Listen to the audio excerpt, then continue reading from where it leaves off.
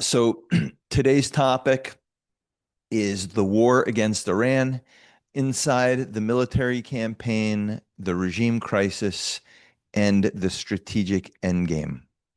Uh, as you all must know by now, because we've been discussing this for quite a while now, we are witnessing uh, in the Middle East not just a typical war in the Middle East, right? This is not just another war.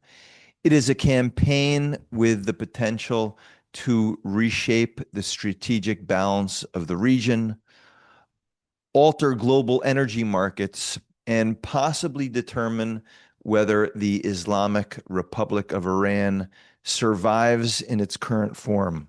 So the stakes are extremely high. The public conversation really has focused on missiles, ceasefires, and negotiations. But beneath the surface, something far more consequential seems to be unfolding. We may be seeing a struggle inside Iran's ruling system. We may be witnessing a slow motion economic collapse accelerated by the US naval blockade. And we may be seeing a growing realization in Tehran that the assumptions guiding its strategy until this point have been wrong. On top of that, the Trump administration seems to be attempting to ensure that Iran will never be able to hold the world's oil supplies hostage ever again. So today we're going to discuss these deeper dynamics that seem to be unfolding today. So let's begin with the negotiations. And it seems that the negotiation story was really never just about negotiations.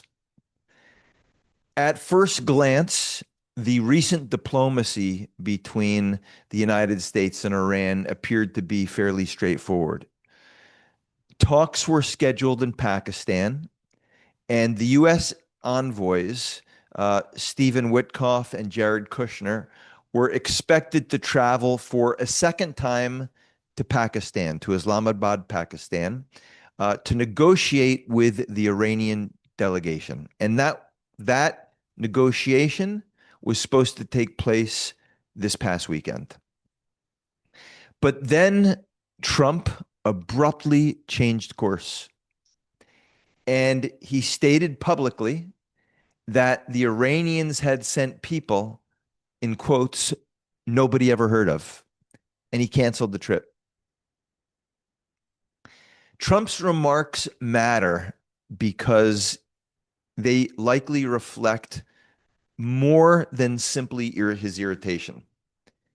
His remarks suggest that Washington believed that the people who arrived in Pakistan from Iran did not possess real negotiating authority.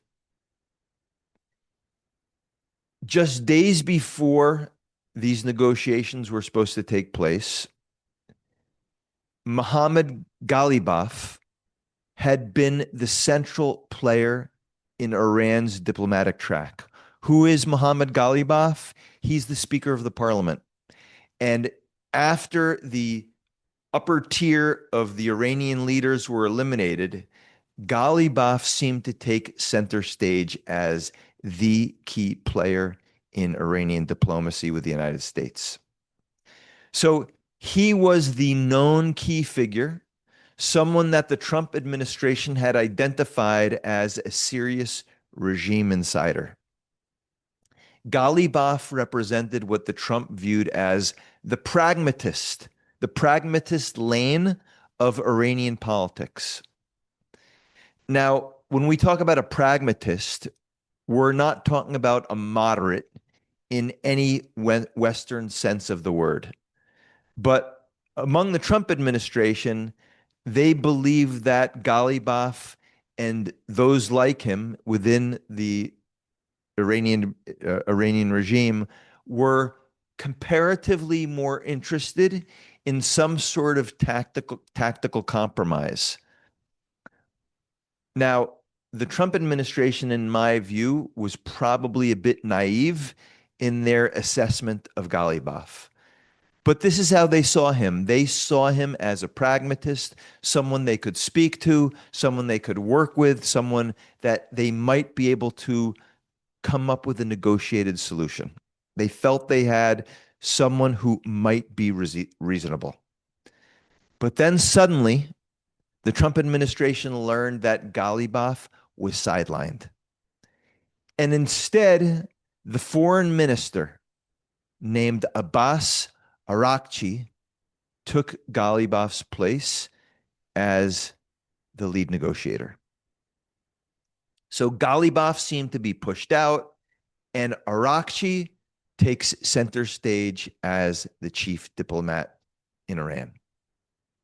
Now, in the eyes of the Trump administration, this was not just a tweak in the staffing of the negotiating team. Instead, the Trump administration saw this as a power shift.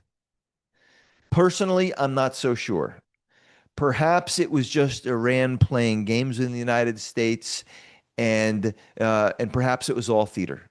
But in the eyes of the Trump administration, and there's a lot of evidence to back this up, in the eyes of the Trump administration, the U.S. thought that the time for negotiation was coming to an end. Now, what did the Trump administration think was going on? And to this day, this is what they believe is going on. They believe that there is an internal power struggle within Tehran. Now, I want to point out that Western observers in the United States, in Europe, historically, we have often made a mistake when discussing Iranian leaders. And we tend to divide the Iranian leadership into two camps, the moderates and the hardliners. And in my view, the Trump administration may be making this same mistake today that prior U.S. administrations have been making for decades. I believe the framework of moderates and hardliners is a misleading framework. Because in Iran, there really are no moderates, and we just throw around the term moderate like it actually means something real.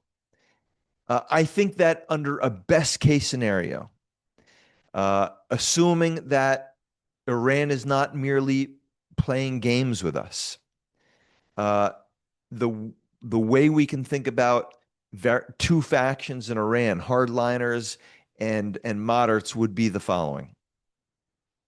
So let's look at the quote unquote moderates.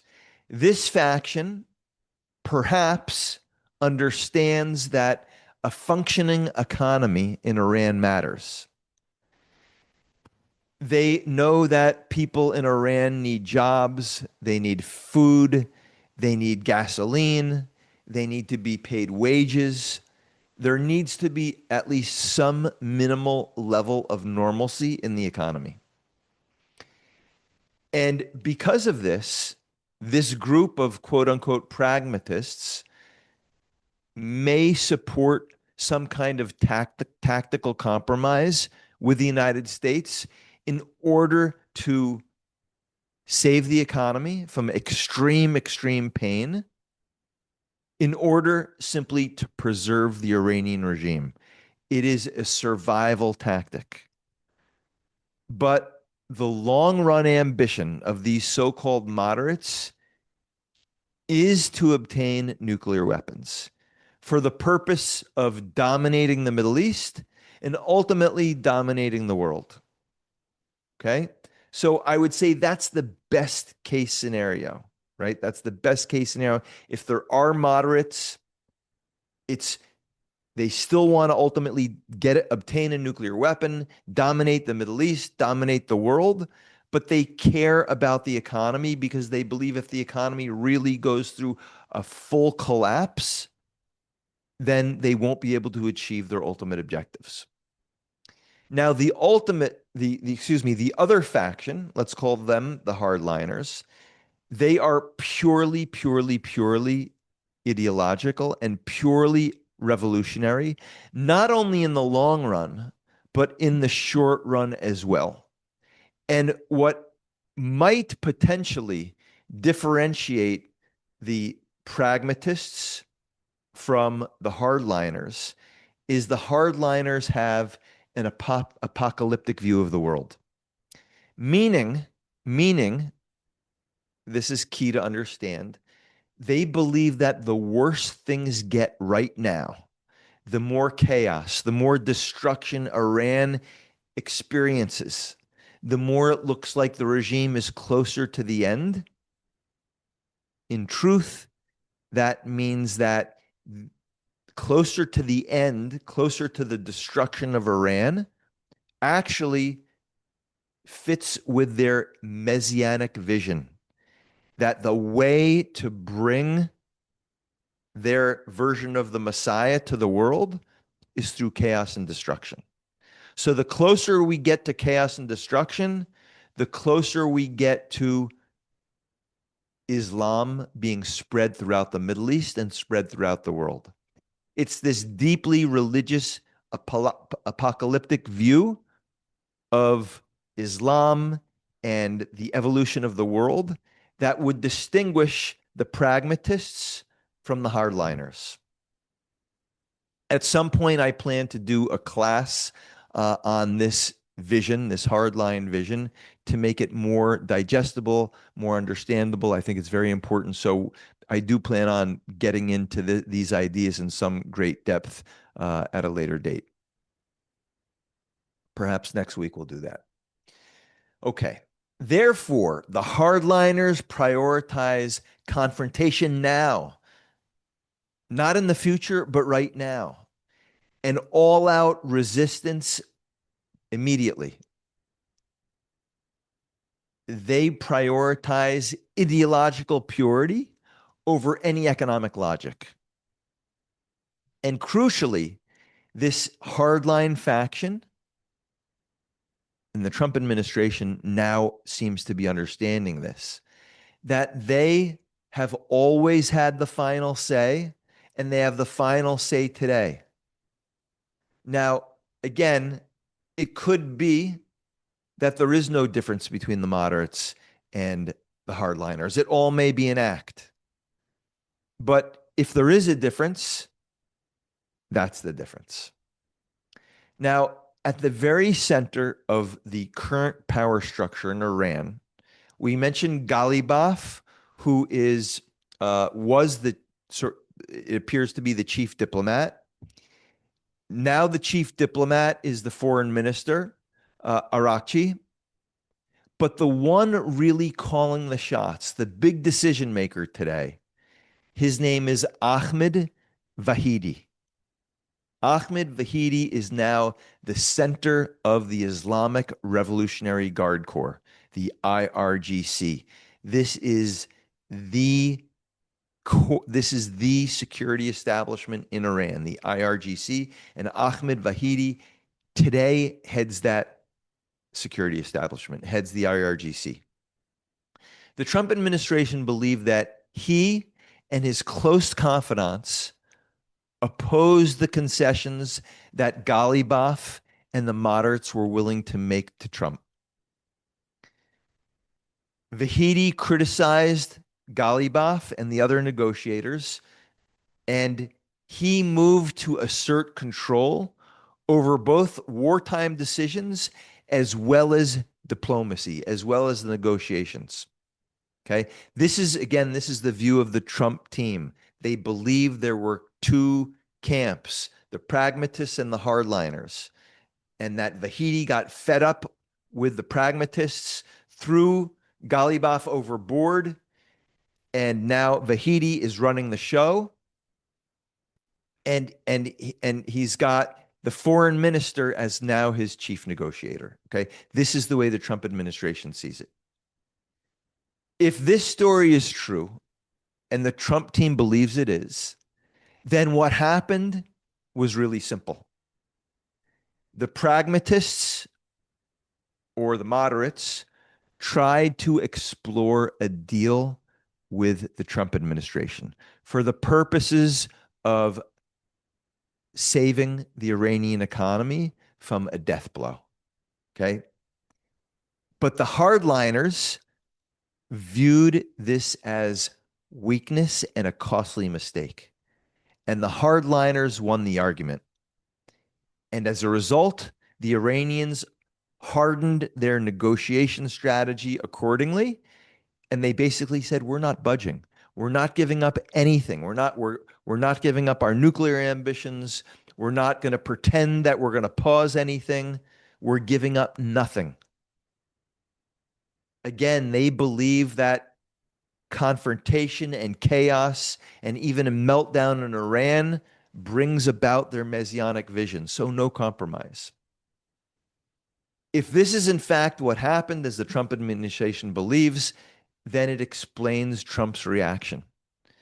If Washington expected one set of negotiators and instead they didn't get Ghalibaf, they got Arakchi, it means that authority in Iran changed in the midst of these negotiations.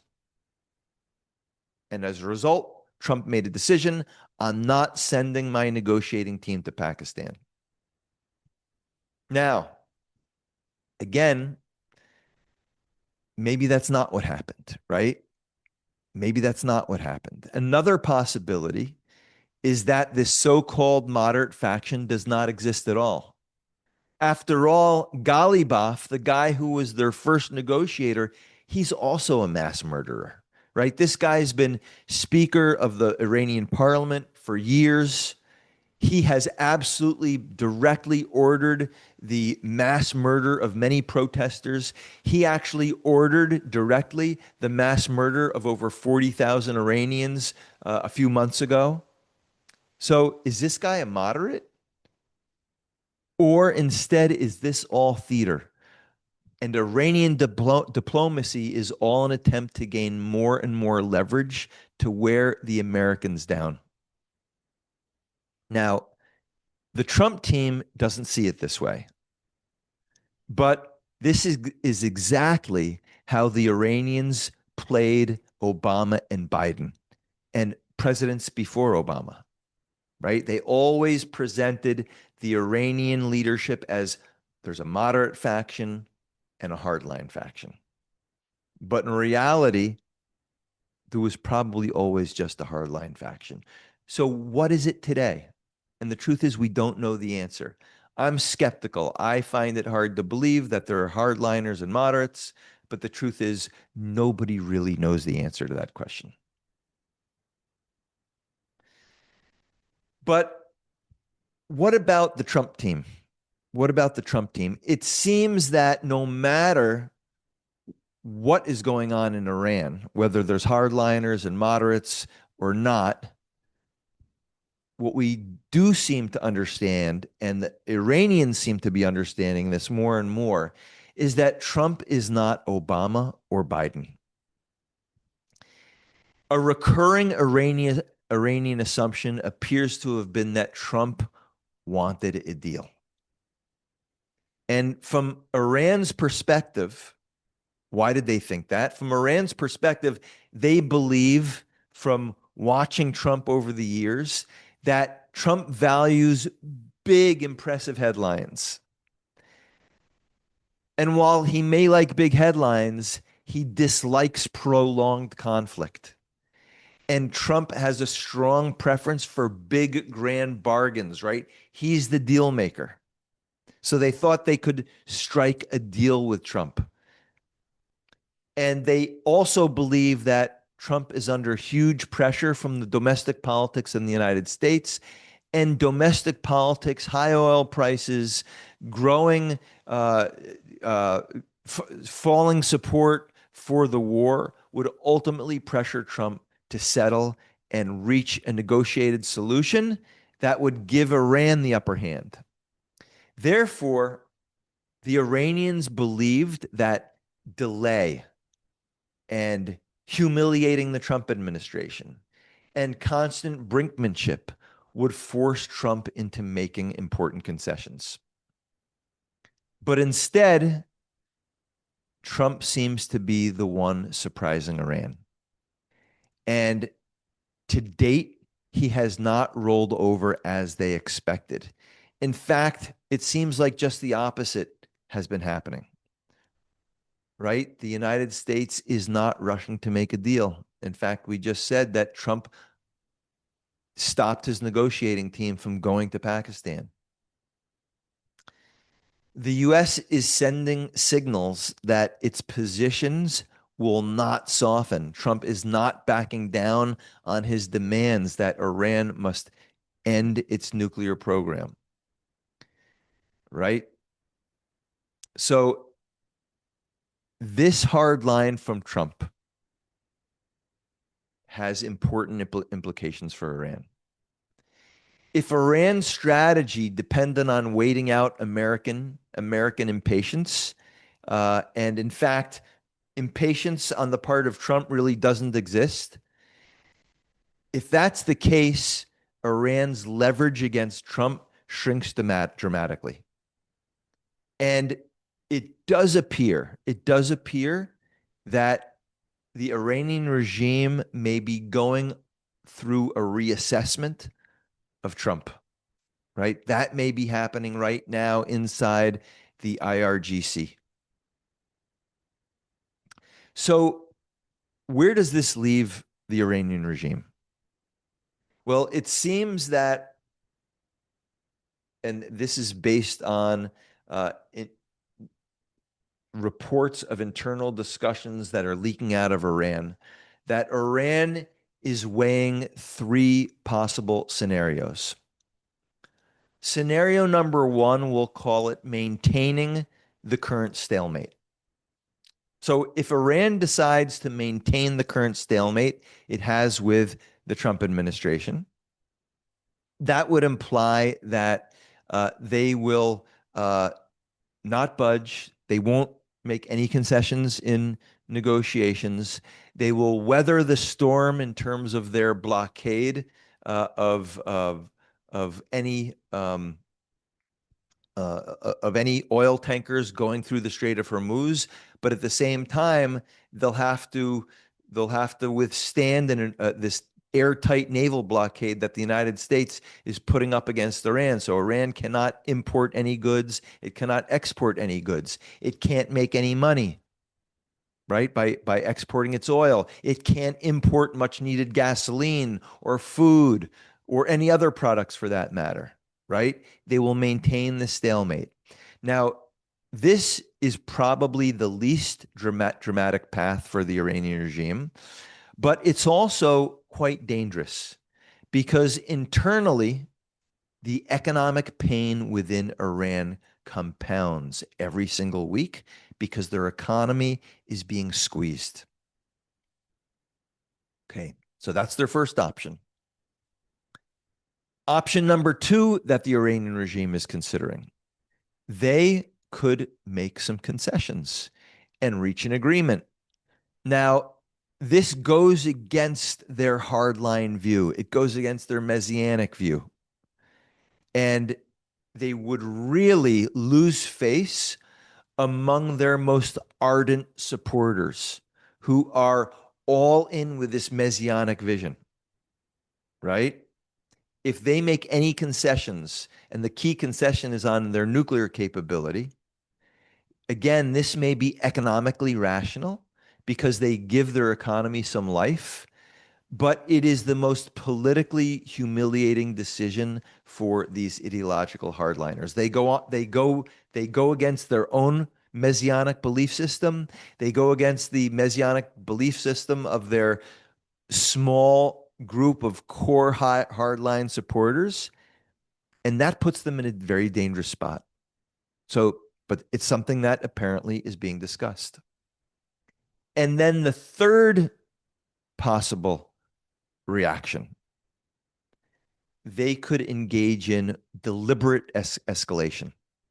What is that? What is deliberate escalation? They could restart the war by targeting the oil infrastructure of their Gulf state neighbors, their Arab neighbors. They could strike their oil infrastructure, cause oil prices to go up higher in order to inflict pain on the world and on the Trump administration. And basically, through that strategy, they would hope to bring Trump back to the negotiating table and have Trump make concessions because the war would become too painful for Trump. But the cost of this strategy is that while it might inflict short-term pain on the United States, the risk is that they would face overwhelming retaliation from the United States, right? All this new crop of leaders in Iran, in all likelihood, they'd all be eliminated. So this option also has an incredibly high cost. So Iran is basically faced with no good options. Now let's turn and try to the naval blockade and understand this more deeply and why it is so painful to the Iranian regime. Now, this naval blockade, uh, it's not a bombing campaign, but it may be more effective even than a bombing campaign. Um, Iran's economy relies heavily on oil exports for revenues. And Iran also doesn't produce all that many goods, so it relies heavily on imports to feed its population. So if exports are completely choked off, and if imports are completely choked off, Iran faces a brutal problem. And the most pressing problem right now is the oil problem. That's the one that we're hearing about with greatest intensity right now. Iran exports oil, and it must export oil. If it stops exporting oil, it's got nowhere to put all these barrels of oil. And once it runs out of storage space, and it is running out of storage space very, very quickly, they have to stop producing oil. And to stop producing oil, they would have to shut down their oil wells. Now, Iranian oil wells are very old and they're not in the best of shape. When they shut down their oil wells, it will have very damaging impact on their future oil production. Oil production is not like just turning off a faucet. You have what's called reservoir pressure. And when this reservoir pressure, when the oil wells are shut down, this reservoir pressure declines. The oil infrastructure degrades very, very quickly, and the oil wells start clogging. They get all gelled up, and restarting these oil wells in the future, especially when they're old oil wells like Iran has, it is very difficult. It takes a very long time, and it is very, very expensive, requiring billions of dollars that Iran just doesn't have. So some of this lost production, actually a good portion of it, will probably never return.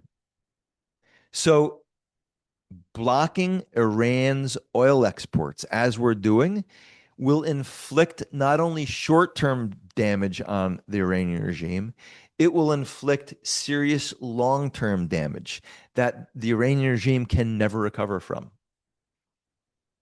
And this is why estimates that Iran only has limited storage capacity matter so much, right? We're hearing that we're just days away from Iran having to shut down their oil wells. So we're days away from a serious crisis in Iran. Okay. So what are the signs that we are seeing to conclude that Iran is bumping up against this oil crisis and that they're running out of storage facilities? Well, number one, they have begun to use, and we have satellites, we can see this. They're beginning to use old oil containers that are outdated. They are probably of low quality, so that oil that is being put into these old containers, probably it doesn't preserve the oil well at all. Secondly, Iran has reactivated uh, um, old facilities to store all this oil, and the same idea applies. So they were old containers now being put in old oil facilities that haven't been used in years, and also that will contribute to the decay of the oil that is being stored. Another point that suggests that they're running into a crisis of storage. A lot of the old tankers that Iran basically put out to pasture, they would put a lot of oil on old tankers and have those tankers float in the sea. They're bringing out old oil tankers that are really in bad shape because they have no more storage place. They're putting their oil on boats that are floating, and these boats are in terrible condition. So um, these are all signs that the problem is growing, and we are reaching the point of no return. And none of these uh, um, mechanisms that they're using to store oil, none of them are solutions. They are emergency measures, but they have no solution. They have no way out of this impending oil crisis, where their oil wells will soon dry up and become highly problematic. So these measures that they're employing, it may buy them days, but that's it. There is no strategic relief for their problem here. Now, that's the oil clock that is ticking, and it's ticking very fast. There's also a gasoline clock. Oil exports are what's getting all the headlines, but the shortage of domestic gasoline, that's an equally important problem. And Iran is having serious problems taking the oil that they have and refining it. Because one of those reasons is that the U.S. and Israel, during the war, while the military strikes were going on, they took out a lot of Iran's refining process. So now they're increasing reliant on gasoline imports for their gasoline. So gasoline shortages are certainly building up, and gasoline shortages can become politically explosive. History shows throughout the world that populations can tolerate a lot of economic hardship pretty quietly, but populations often do not tolerate gasoline shortages very well. When people can't commute to work, when they can't transport goods, when they can't drive to the grocery store, when they can't run their businesses, anger becomes pretty immediate and very visible. So this is why the gasoline clock may be just as important, and maybe even more important, than the oil storage clock. So when we get a sense of the domestic situation here, the oil problem, the gasoline problem, the potential for public the Iranian public getting increasingly frustrated and angry, this creates the possibility for social explosion. Now, the Iranian National Security Council met just a few days ago. That's what we've heard. And why did they meet? Because they are very fearful of renewed street protests. And that tells you everything. Even during wartime, under huge external pressure, right? With the US and Israeli militaries striking Iran, the regime seems to be more worried about its own people than it is about the US and Israeli militaries. What was discussed at this national security meeting a few days ago Well, apparently they were discussing rising unemployment, industrial shutdowns, right? Big businesses shutting down because of shortages, the disruption of the Iranian regime has had to shut down the internet, which is causing huge economic problems as well. They discussed exploding inflation. Inflation before the war was running at 40%. Now it's running at above 200%. They discussed the risk that wages may soon not be paid. They discussed the collapse of key sectors like steel and petrochemicals. They're concerned about labor unrest. And most of all, the bottom line of all these discussions was the deep worry about the potential for street protests once again. Now, it's important to note that, and I've indicated this, but I'll say it clearly, totalitarian and authoritarian regimes often survive foreign enemies more easily than big domestic uprisings. So this is the thing that the Iranian regime is most afraid of. Millions of angry citizens in the streets may be harder to manage than missile attacks from enemies. So there is a real chance that we may not be too far away, and I think this is something that the Trump administration is discussing, that the leadership in Iran may be close to a state of panic because of the domestic situation. They're worried that their local security, the IRGC and the Basij, which is their paramilitary force, they could very quickly face a state of exhaustion, right? If they have to deal with endless numbers of uprisings.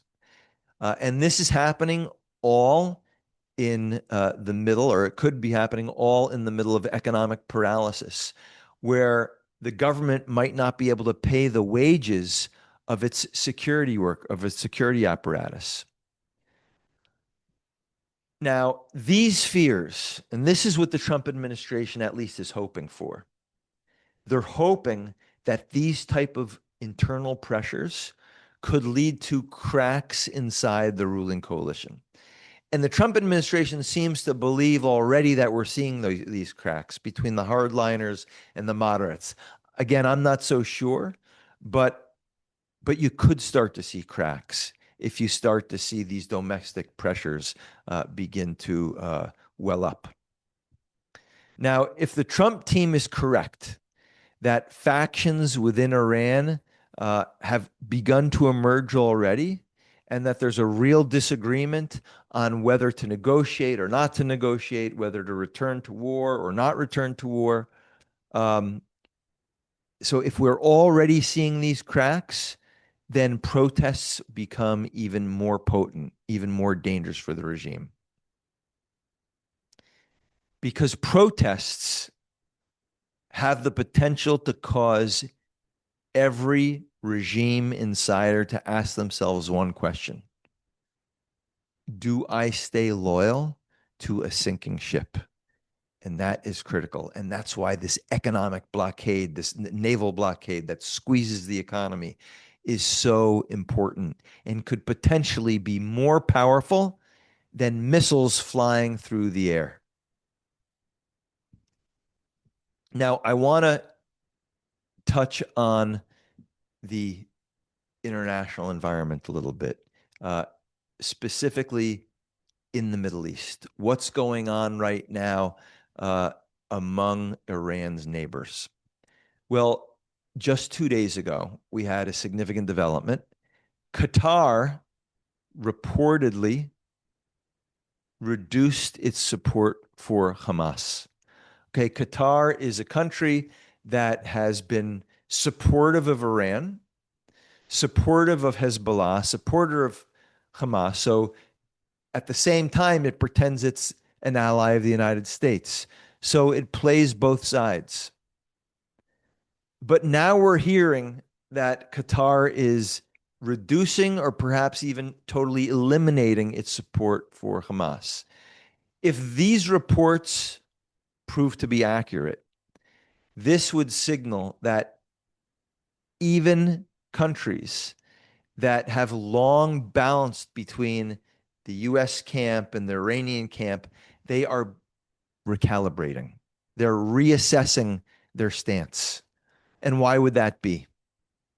Because when Iranian power looks to be fading, these countries begin to switch sides. They're not only hedging, because they always hedged, but they're starting to switch sides. And Qatar is a super, super wealthy country, a big funder of terrorist networks. If they begin to abandon Iran, and many countries have begun to abandon or have totally abandoned Iran, Qatar is key because they have not yet abandoned Iran. But this may be an indication that that is now underway.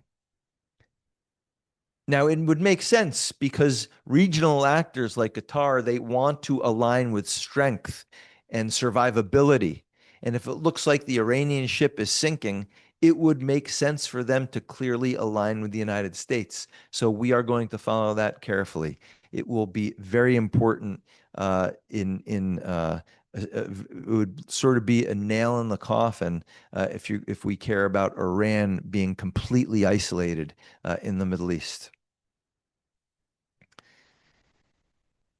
Another interesting development in the neighborhood. The United Arab Emirates announced yesterday that they will be leaving OPEC. OPEC is a group of oil producers in the world. They tend to be made up of Arab countries. Iran is an OPEC. Venezuela has been part of OPEC. That's a non-Arab country. Russia, another non-Arab country, is part of OPEC.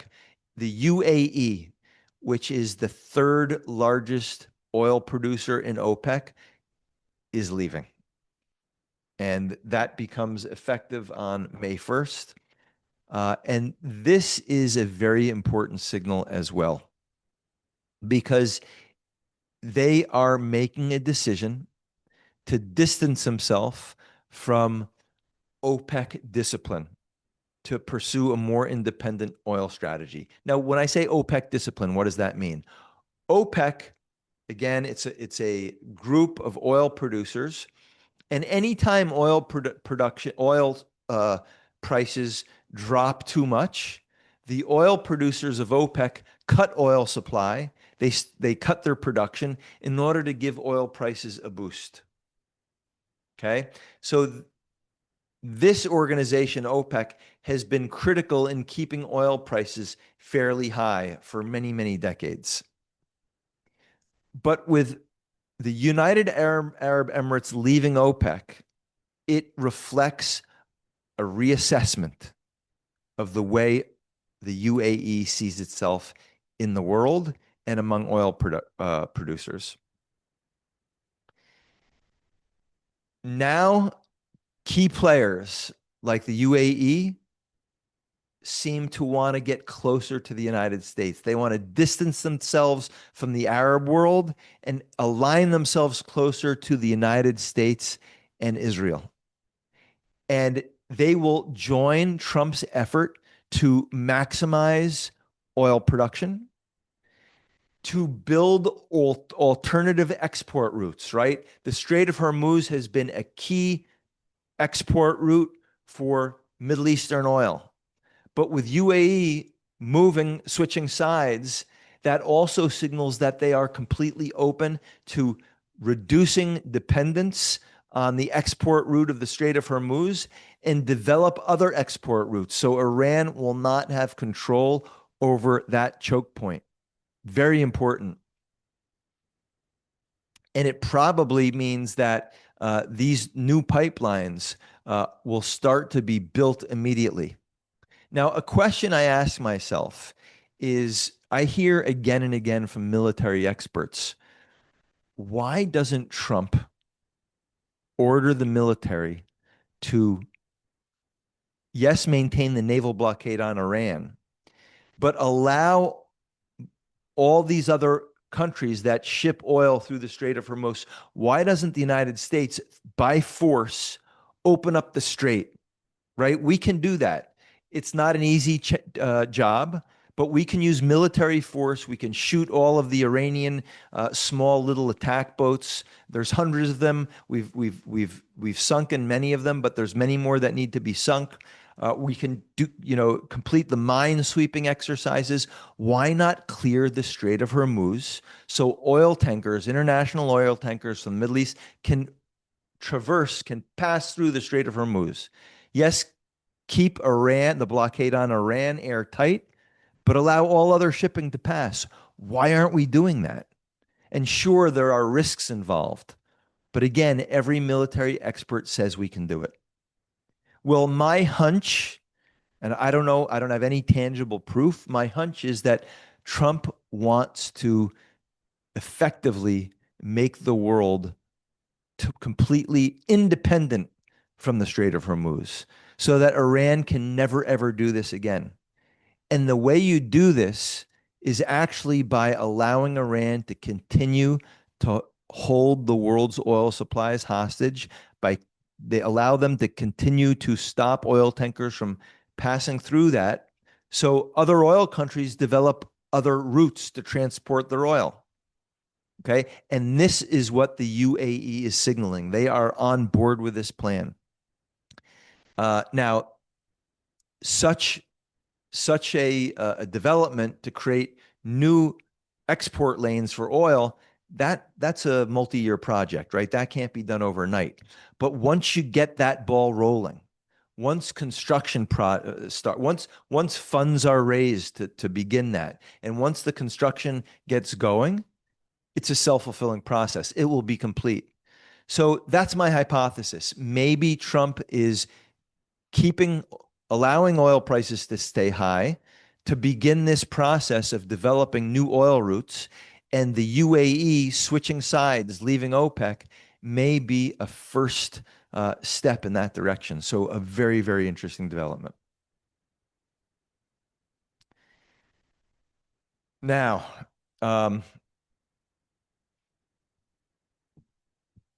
just to conclude here, apparently just yesterday, Trump told his advisors, his close circle of advisors, that all Iran's leaders understand is bombs.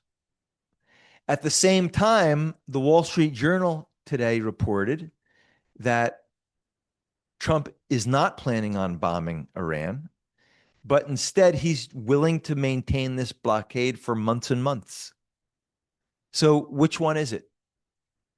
It remains completely unclear.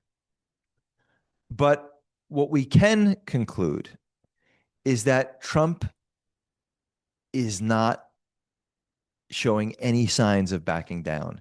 He is playing hardball, which leaves us with a few possible scenarios. Scenario number one is Trump maintains this naval blockade, and the pressure on Iran becomes intolerable. And if there are pragmatists, the pragmatists win, the hardliners back down, and some sort of deal emerges. That's one possibility. Another possibility is escalation. Iran lashes out, and the U.S. attacks and takes out this next layer or several layers of leaders, and we'll have to see where that leaves us. And a third possibility, and this possibility doesn't preclude either of the other two possibilities, that this very difficult domestic situation in Iran, this crisis, this emergency, leads to mass protests. And the regime, the elites within the regime, they split, and we get a regime collapse. And that overtakes any necessity for any diplomacy at all. So those are the three possibilities. Which one we're left with, impossible to say at this point. But what we can say is this is not close to the end. We still have some time to go, and we will have no choice but to continue to update our views on this situation. It not only remains the most important event in the world right now, but obviously it's also the most important variable that's driving the stock market, and it will continue to be the case. So let's take a pause and see if anyone has any comments or questions.